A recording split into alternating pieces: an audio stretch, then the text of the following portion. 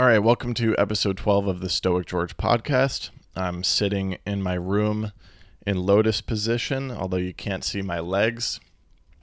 Sitting up with my back straight, cross-legged, left foot is up on the right shin, and I've oriented myself to record this episode facing the window so I can gather inspiration from the tree outside. I have quite the nice view from my third floor bedroom here in Bushwick. It's quite nice. I've got this tree right by the window. At a certain hour of the evening, it will filter in this beautiful light and create all these beautiful patterns against the wall.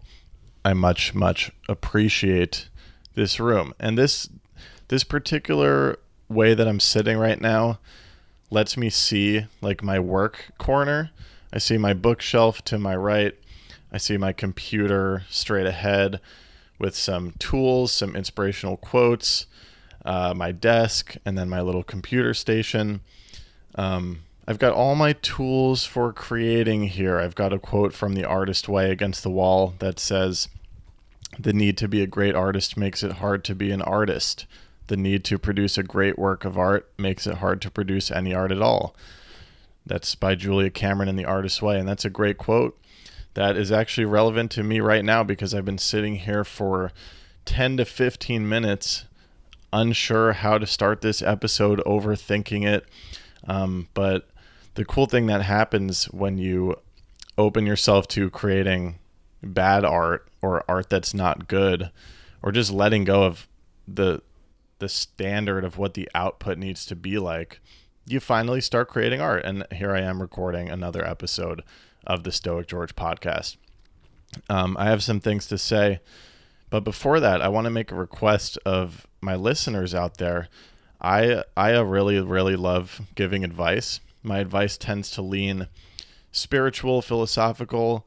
I love it. I love when my friends ask me for like relationship advice, career advice. It's like one of my great satisfactions is like processing another person's problems and what they're going through and giving my take on it. I just absolutely love it. I feel like I'm the kind of person who, when someone starts venting, I default towards finding solutions and sharing my spiritual mindset and things like that, which is not always appreciated because some people just want to vent and just want someone to listen.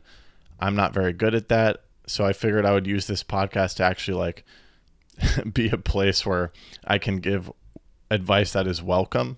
So if you're going through some shit, career, relationship, your spiritual path, social life, anxiety, whatever it may be, feel free to submit your questions for advice to, I guess we'll do my email, which is hello@georgepoulos.com. GeorgePoulos. Yes, the last name is Greek. What am I going to talk about today? I've been wanting to buy I've been wanting to buy an iPad with an Apple Pencil for the longest time. I took a drawing class. Well, I actually took a drawing class back in high school, and I've always kind of been a doodler. And then I took Drawing 101, actually my senior year of college. I had a nice open schedule. Decided to take that class. We drew naked models every day. It was sick. We used charcoal.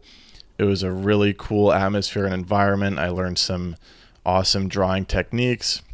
You know, since then I'll still doodle in my journal once in a while. And once in a while I'll sort of dabble with like digital art. Before the current version of this podcast cover art, I did a little drawing of myself. But I was like using my computer, and I've always just thought the idea of the iPad and the Apple Pencil sounded so cool, you know, using Procreate, really feeling like it's a piece of paper, because I've been really limited with my drawing ability on a computer, you know. And I've been thinking about this purchase for, like, honestly, I want to say years now. And this is actually a lifelong lesson that I'm coming to learn. It's like, when I want to buy something to like aid in my artistic pursuit, it's never that obvious to me that I should buy it. I remember like when I started my YouTube channel for skateboarding, I was using my iPhone for the longest time. I like have this this way about me where I just like keep everything as cheap as possible, and I try not to buy anything.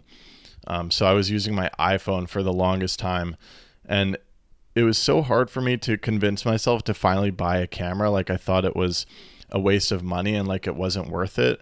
But as I've grown and realized just the value of unleashing your inner artist and creating, and being creatively free, and reading The Artist's Way has helped with that. I've also realized the value of having tools to create, because the right tools really enable you to create the things that are in your head. For example, I've got this microphone, my computer, this camera, this light. All of these tools are really enabling me to create this podcast. And I think about, this acoustic guitar right here. That's a tool that I need in order to play the guitar and create in that way.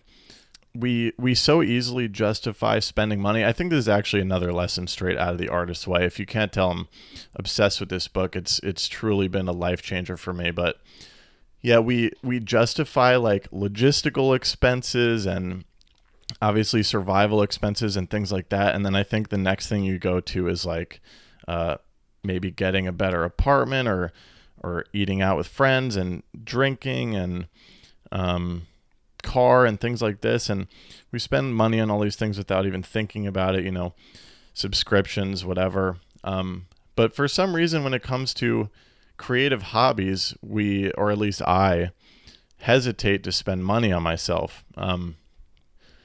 And you know what? I decided, fuck it, I want to buy this fucking iPad. And I found one on Facebook Marketplace, and I bought it, and I've been playing with it for like 2 little drawing sessions, and I'm already so happy. That is treating your inner child, your inner artist well.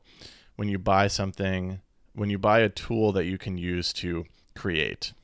Same thing with the guitar. I bought this on Facebook Marketplace, and I'm obsessed, and playing the thing makes my inner artist so happy, and it's great. And we're allowed to buy things for fun. We really are. We're allowed to buy things for the sake of our art, even if that art is not intending to make us money. So just wanted to share that. Somehow I turn everything into a spiritual a spiritual or self-growth lesson, such as buying this iPad. But I think the thing is, everything in life is a spiritual lesson, and I'm coming to accept that's just the way my brain is. I used to feel like I used to think I was an overthinker and like I needed to downplay these things. But what's cool about having the space of this podcast is I get to just share these things that I nerd out about, which is very cool. So anyways, let me also remember to breathe. You guys want to take a deep breath with me? First, let me drink some water. You should also drink some water.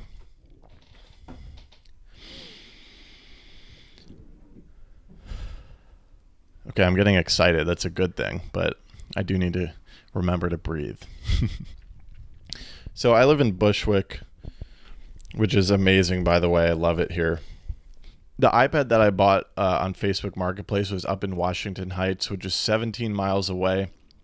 I could have taken an hour and 15-minute subway ride, but I opted for the hour and 30-minute 17-mile bike ride.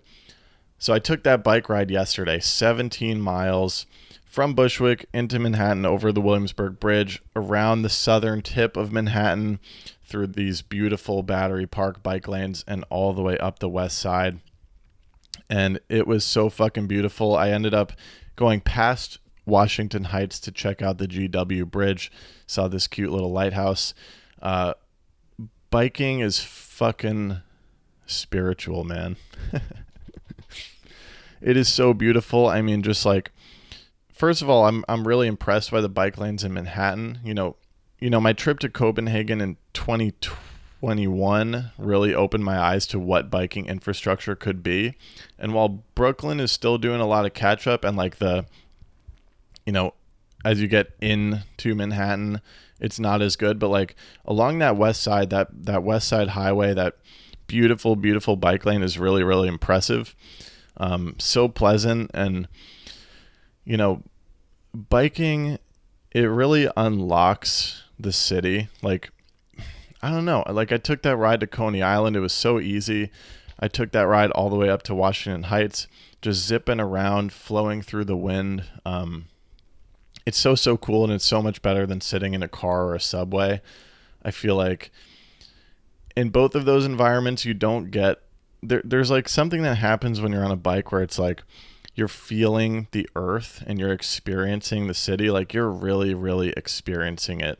I feel like every time I bike somewhere in the city, I feel this like gradient of all the different neighborhoods, and I get to feel all their personalities, and I get to feel all the subtle, intricate changes as I go from neighborhood to neighborhood, and just experiencing like all this humanity and like the soul of the city. Not only that, but when you're on a bike ride, I love like when I'm in a 2-lane bike path, I love like making eye contact with people who are coming my way. And it's like, that will happen like hundreds of times, I feel like, on a single bike ride. And it's like, I'm getting little glimpses at the souls of all these different characters in the city.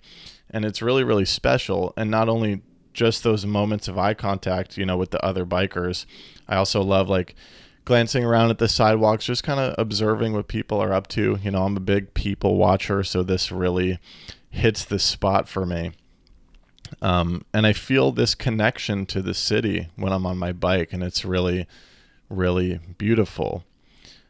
You also have those moments where at a red light, you just got this gaggle of bikers gathering, waiting for the light to turn green. And, sometimes I'll compliment people's bikes and exchange a few words. And it's really a very special way to connect to New York City. And I'm very grateful to have, learned how to city bike during the pandemic in 2020, and eventually finally buy my own bike. It's just this beautiful sense of freedom within the city, and this connection to the city, and this new way to experience the city that feels very intimate, and it feels spiritual. Biking is a meditative activity, and going up that West Side Highway, towards, as you get further north, I start to even have these like connectedness with nature experiences, and there's so much greenery along the river and trees and just beautiful. It's really beautiful, and I can't recommend it enough. It's really aided in my happiness, and I've mentioned that I feel like I kind of do this thing that I call meditation in motion, where it's like, you flip into the flow state. I used to really get this a lot through skateboarding. Now I get it a lot through biking, walking, at the gym. Just these kind of peaceful activities in motion where you get to feel your body and experience your surroundings, and the mind tends to slow down or clarify, and I'll just be in the flow and experience the beauty of that on the bicycle.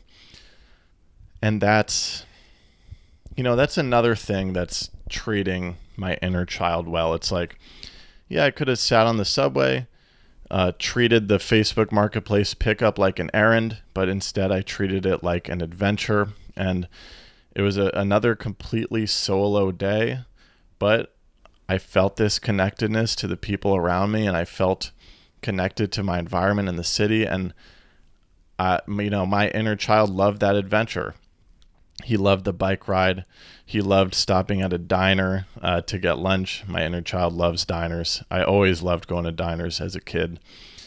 I loved I loved taking little clips for my TikTok and taking photos of my bike, and picking up the iPad itself made me giddy. It was like getting myself a Christmas present or something that I could use to create and to play with, and learning to live in a way that really honors and treats the inner child well and makes him happy has really helped make me happy. And I think it's a beautiful way to live. So there's my reflection on my bike ride. What else do I have to say? Can that be it? No, there's no way. I guess related to the biking, I wanted to talk a little bit about skateboarding, which is something I've really distanced myself from in the past couple of months. I've really been taking a break. It almost feels like a relationship where I just got too intermingled with this thing and started to lose myself in it. Literally, I lost myself in skateboarding. I was too attached too identified. I needed a break, and I'm taking a break now, and I'm finding some clarity on it. But so I was deeply identified with skateboarding for over 10 years of my life. And this disidentification is only happening recently. It kind of came through burnout, whatever, but also my spiritual journey led me towards this disidentification. And the reason I said biking is related to it is because letting go a little bit of my attachment to skateboarding is actually one of the things that opened me up to bike riding. It's also one of the things that opened me up to going to the gym, to brand new, beautiful things in my life as of the past couple of years. That when I was so identified with skateboarding and being a skateboarder, I was closed off to the possibility of biking and going to the gym. There came a point earlier this year where skateboarding and making skateboarding videos began to feel forced. And I got this sensation that what I had been doing for the past 10 or so years was putting on a skater costume every day, showing up to the skate park, playing the role of skateboarder, and even going as far as to publicizing this performance across YouTube and social media. Now, originally, this gave me a very unsettling feeling, and I was very confused and almost scared because I lost this grounding identification with skateboarding as who I was. And I know I feel like I already talked about this in the letting go of my identity episode, but that what I want to flesh out is that idea of wearing a skater costume, because what I've realized is this observation is absolutely correct. I was wearing a skater costume. And where I've come to now is, instead of being kind of uncomfortable with this idea, I've kind of embraced it. It's like, oh yes, I was wearing a skater costume and putting on this performance. And I decided to let up and, stop putting on that costume. That's what opened me up to try new things, to expand my identity, to be free. And what's really fascinating is, like, it's not just the skater costume. It's like we put on all these different performances all the time. Every single label that you can think of that you identify with is kind of like a costume that you're putting on and presenting to the world as who you are. My name, George Poulos, for example, is a label that I perform. And in my head, like, when I think of George Poulos, it comes with all of these attributes: skateboarding, and I'll speak for now, bicycle riding, going to the gym, being creatively free, being the spiritual person on a spiritual path. At one point in my life, it was being a college student. It's I think the realization that these things are roles that we play and they are not us is the awakening. That is the awakening thought. It's the realization that we are performing an identity. There's nothing necessarily inherently wrong with that. It's like, because you have to go outside and you have to, or do you have to? I was going to say you have to go outside and you have to be somebody, but also maybe you don't. But then what would you do? What would you say? I don't know. I guess it's just so ingrained in us. It's so ingrained in us to define ourselves as a set of labels, attributes, passions, and interests. It's so default. I mean, you meet somebody in New York City, they're typically going to ask you, what do you do? And they're trying to figure out who you are by asking you what you do. So then how do you, if you start to understand that you are nobody and you're going out and putting on all these performances, it's like you can tell somebody about your performance, but how do you tell somebody about who you are? And I think the thing is, you can't, because you're not anybody. You're just a sensation of living. Interesting thought. And what's cool about meeting other people on the spiritual path is they can understand this. Like, there are many people out there who are so ingrained in the roles of life that it's like they really see you as what you do and your job and your interests and your passions. Like, they but there's a level at which somebody can take the backseat and observe all these things playing out. And it's like, I like connecting to people who have that awareness, because then it's like we're kind of aware of the game that we're playing.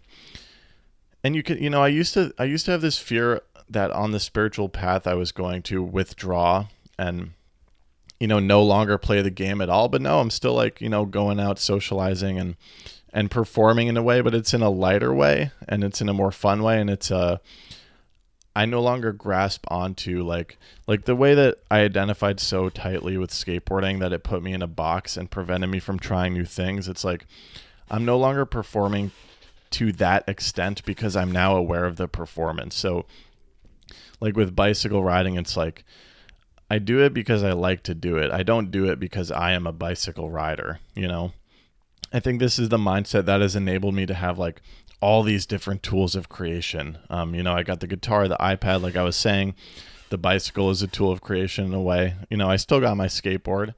It's this, and this pairs with something I've been thinking about too. It's like, I feel like we're raised with this idea that we need to kind of niche down in a way and pick something that we're going to be good at.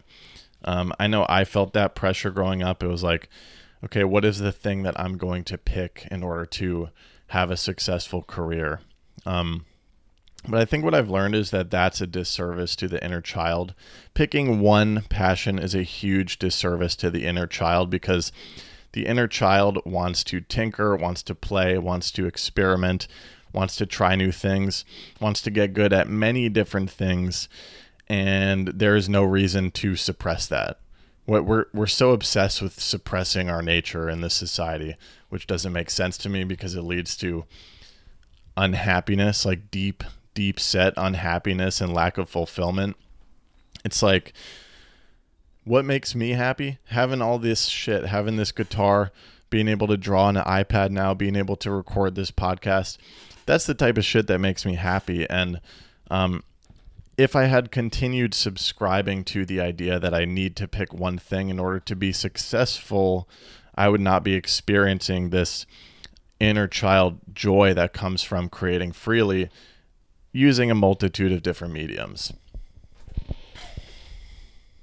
So kind of the reason that I was asking for like you guys to ask me for questions and advice is because I feel like that's all I had to say for this episode. I feel like there was some overlap with this in the last episode.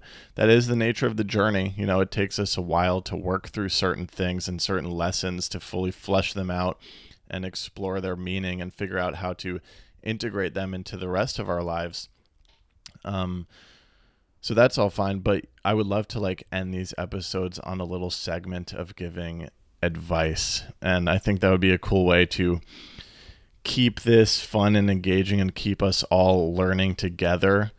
So please, if you have any pressing questions, any particular situations you're in on your spiritual journey, relationships, career, living life in general, really anything is open. I would love to give you my input on your situation through a spiritual lens, of course. And yeah, for the sake of not forcing things, I don't want to force anything of this podcast. I don't feel the need to force it to be a certain length, so I think I'll leave it at that. I enjoyed reflecting on my bike ride and, further fleshing out this idea of performance and how we perform our identities and how the realization of that performance can help us let go of our identities and open ourselves to the things that are going to make us happy in this life. This has been a really important lesson that I am continuing to figure out, and it's really nice to have this space to express myself and, have some listeners along the journey with me.